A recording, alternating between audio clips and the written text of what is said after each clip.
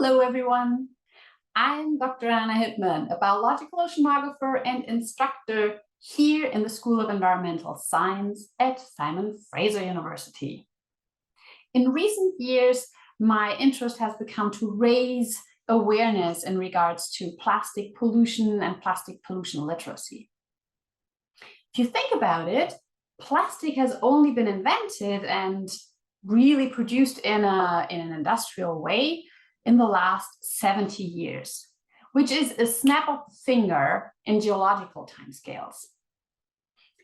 However, within this short time frame, life without plastic is almost unthinkable. On a daily basis, we're touching more plastic with our hands than our loved ones. Now, don't get me wrong, plastic is kind of amazing. It's lightweight, it's durable, and depending on what kind of chemicals you add onto it, you can give it properties to make it possible for any kind of application that you can think of. But what happens to plastics when you're done with them?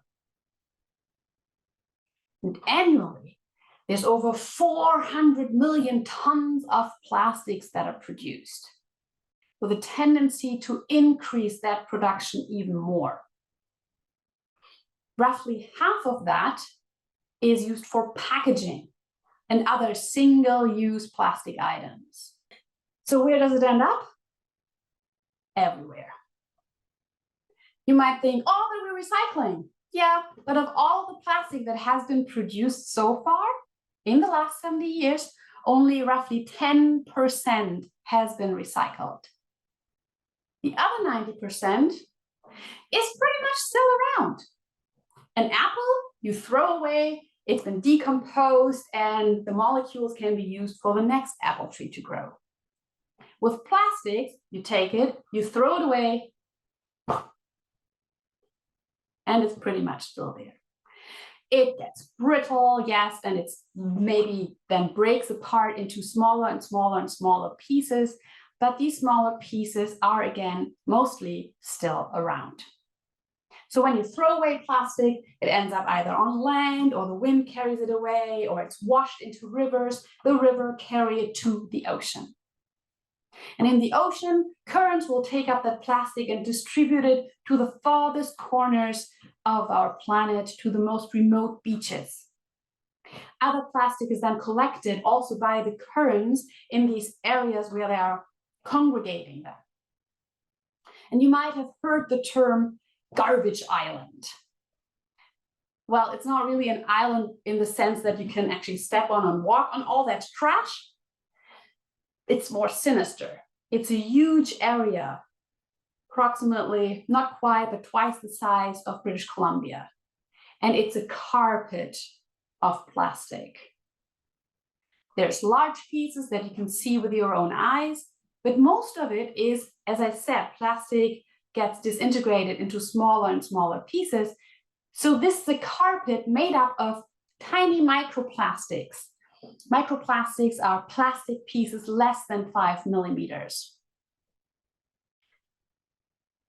And then it stays there. And both big pieces and small pieces can be taken accidentally for food by animals.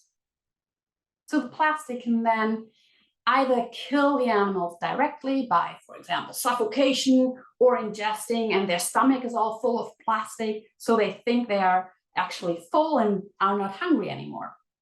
So it can kill them that way, or, remember the chemicals, the added, they can leach out, and that way harm their immune system and make them more susceptible to die.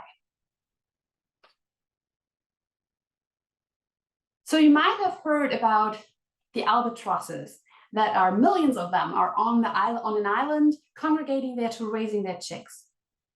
These albatrosses accidentally feed their babies lots of plastic, and 100% of those chicks have actually plastics in their stomach, many of them also then dying because of that accumulation.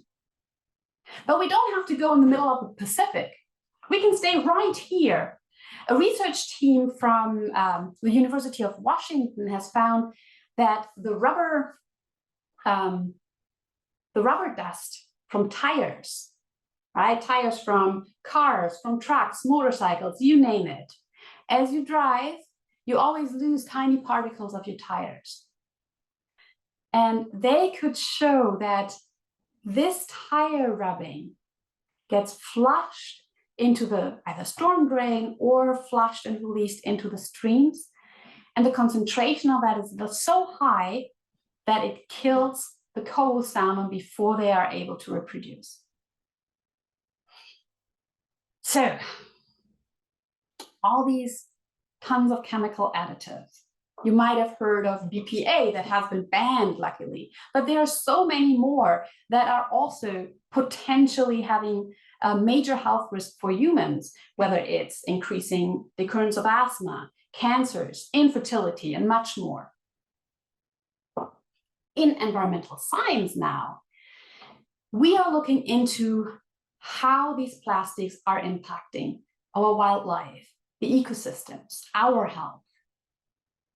And we are looking at ocean systems such as currents to understand why plastics are found where they are found in the locations, but also in what kind of states the plastics are. And of course, we're also trying to find solutions. How can we tackle plastic pollution as a society with governmental or individual regulations? So plastic pollution is a global threat to the health of our planet. The question is, should reducing plastic waste be put on the shoulders of the consumer, so the individual? Should I buy this plastic bottle or not? Or is it an issue on the governmental level to tackle via legislation?